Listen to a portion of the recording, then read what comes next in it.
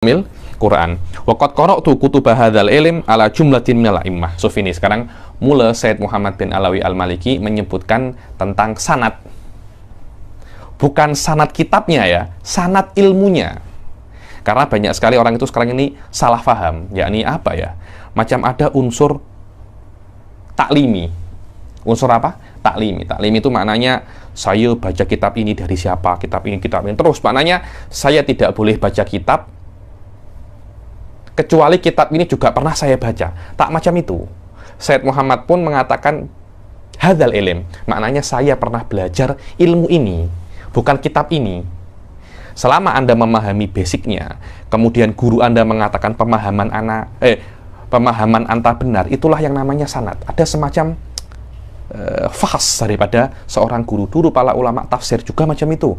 Jarang orang-orang ulama tafsir itu membaca Al-Quran semuanya dengan satu guru dalam tafsir ya nih. Oh, saya nak belajar tafsir dari awal sampai akhir dengan satu guru, susah.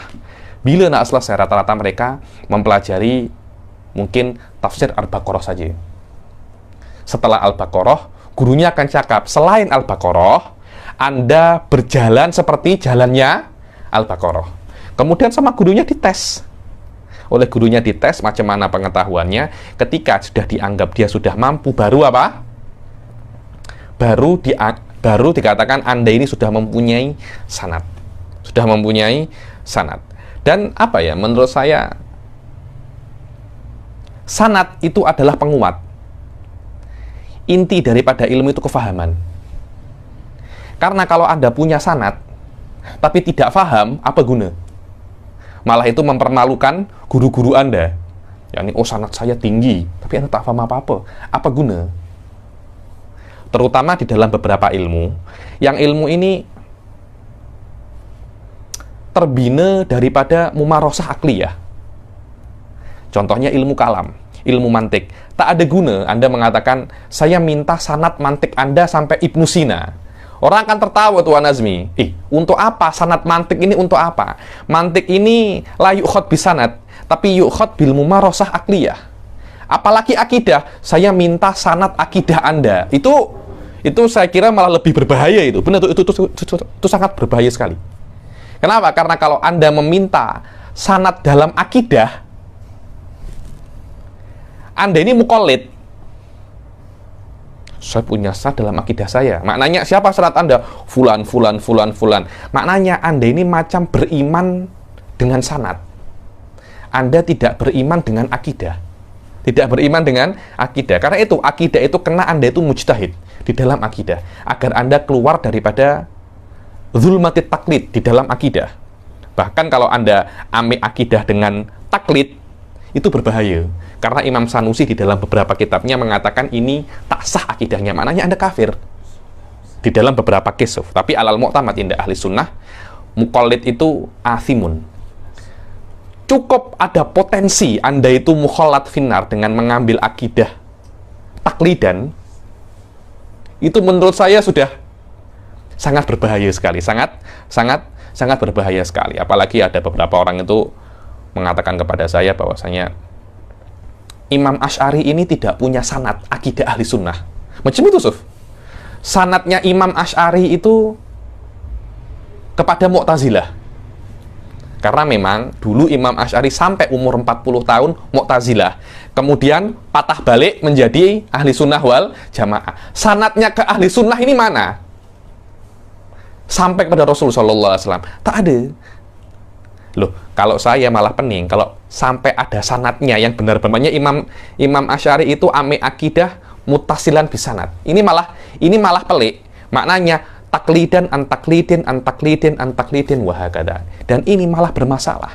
Kita ini kena tahu Allah Subhanahu wa taala itu tidak tanpa taklid. Tidak tanpa taklid. Maknanya tidak semua ilmu itu perlu sanad. Karena beberapa hari ini pening orang-orang itu semacam itu. Harus nanti, apalagi orang-orang yang mengatakan sanad dalam segala hal. Itu yang saya itu pelik.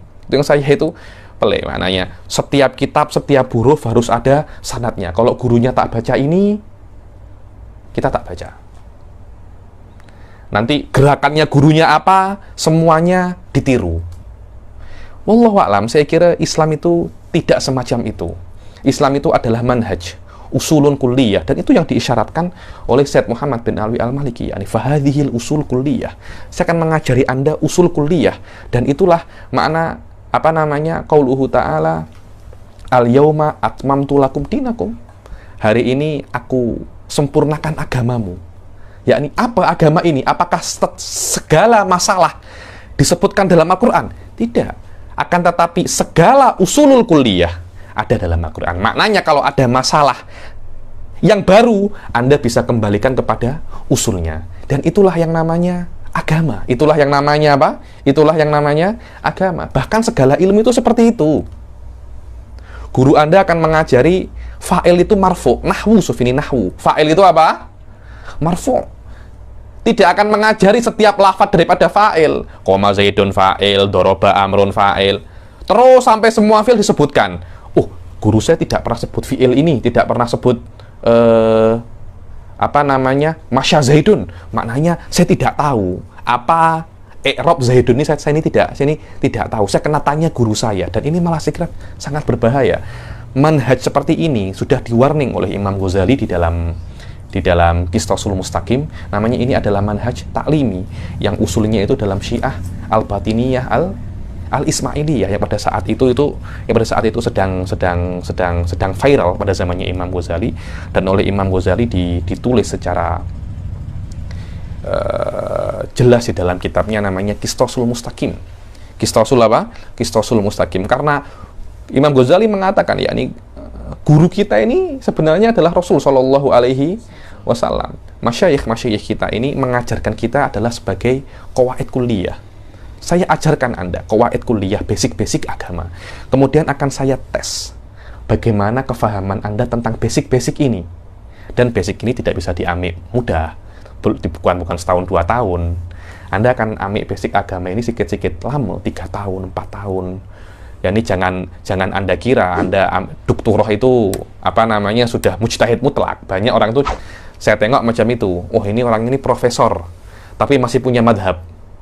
Tak macam itu. Kadangkala Anda ini 10 tahun, 6 tahun Anda hanya ambil basic-basic ilmu kalam, Anda hanya ambil basic-basic fikih. Orang sudah belajar minhaj bukan maknanya Anda itu mengetahui semua madhab Syafi'i.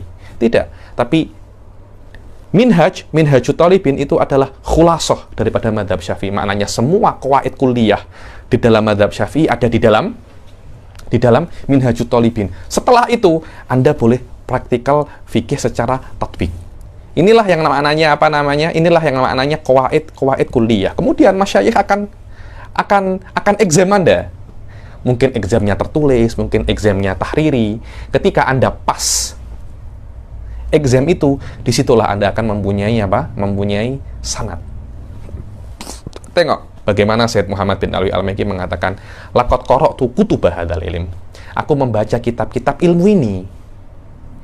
Tolak ukurnya itu bukan hanya kitabnya, kan, tetapi apa? Ilmunya. Kalau Anda sudah mempunyai, saya sudah mempelajari 2 kitab di dalam ulumul Quran. Kitab yang selainnya tidak akan jauh beda.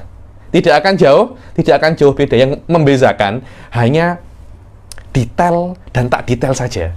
Dan itu adalah akidah Ahlussunnah wal Jamaah. Tidak ada perbedaan antara akidah awam dan akidah khawas. Yang membezakan hanyalah detail dan tidak detail saja. Sama. Kalau Anda baca qawaid asasiyah, Zubdatul Itqan, hatta kitab-kitab di atasnya. Yang membezakan antara kitab ini dan kitab setelahnya, itu hanya tafsil wal ijmal saja. Tapi ya namanya belajar, tidak bisa Anda langsung tafsil, tidak bisa. Harus apa? Sikit demi sikit harus ada yang namanya sulam. Lah, kalau pemahaman Anda yang benar itu ditambah dengan sanad, nurun ala nur. Kadangkala ada orang ini memang dari awalnya dia itu jenius, mungkin hanya belajar sedikit, kemudian dia boleh belajar otodidak dan pemahamannya benar. Di exam dengan seorang guru, Masya Allah pemahaman Anda oke. Saya boleh beri syarat saya. Maknanya guru ini jamin bahwasanya pemahaman yang ada dalam fulan bin fulan ini semuanya ala thariqatin shahihah, dan itulah yang namanya sanad. Kadangkala orang ini, contohnya ya, Anda hatam kitab ini dengan saya, dan saya tak beri Anda sanad, itu tidak ada masalah. Kenapa? Karena dari awal, atau saya tidak beri Anda ijazah, itu tidak ada masalah. Anda langsung bisa untuk menisbatkan kitab ini kepada saya. Kenapa? Karena ketika saya membacakan kitab ini kepada Anda, atau Anda membaca kitab ini kepada saya, hadza a'la darajatil isnad, as-sama' awil isma'.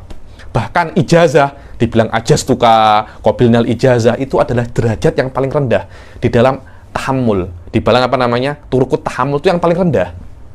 Yang paling tinggi ini ya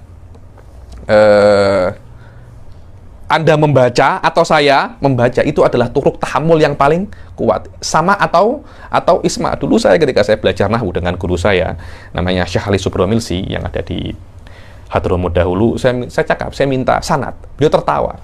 Tak payah sanad. Saya mengajarkan Anda ilmu nahwu. Anda sudah secara otomatis mendapat sanad saya, walaupun saya tak cakap. Kenapa? Kalau saya tidak menginginkan Anda mendapatkan sanad saya, kenapa saya baca kepada Anda? Saya membacakan ilmu ini kepada Anda. Ketika saya membacakan, saya mentransfer ilmu ini secara otomatis Anda mendapatkan sanad saya. Cuma kalau Anda nak itsbat, itu beza lagi. Ada orang cakap kepada Anda, sanad saya ini dari Habib Ali. Ada orang tak percaya. Buktinya apa? Ayo, nanti Anda minta sanad ke saya tulis. Lah, tulisan sanad ini hanya untuk membuktikan kepada orang lain. Tapi untuk Anda sendiri tanpa tulisan ini, sanad sudah ada. Inilah apa namanya? Inilah hakikat daripada sanad. Dia adalah sebagai penunjang. Dia adalah sebagai apa? Penunjang. Dia ini bukan asas. Hakikat daripada ilmu itu adalah kefahaman. Banyak orang itu, saya nak pergi ke tempat fulan, nak ambil sanad. Untuk apa ta? Ambil sanad. Jangan ambil sanad, ambil ilmu. Rasul mengatakan apa? Utlubul ilma. Tuntutlah ilmu, bukan tuntutlah sanad. Tapi kalau Anda mempunyai sanad yang tinggi dan kefahaman yang benar, itu namanya nurun ala nur. Itulah apa namanya? Itulah apa yang diinginkan oleh syariat.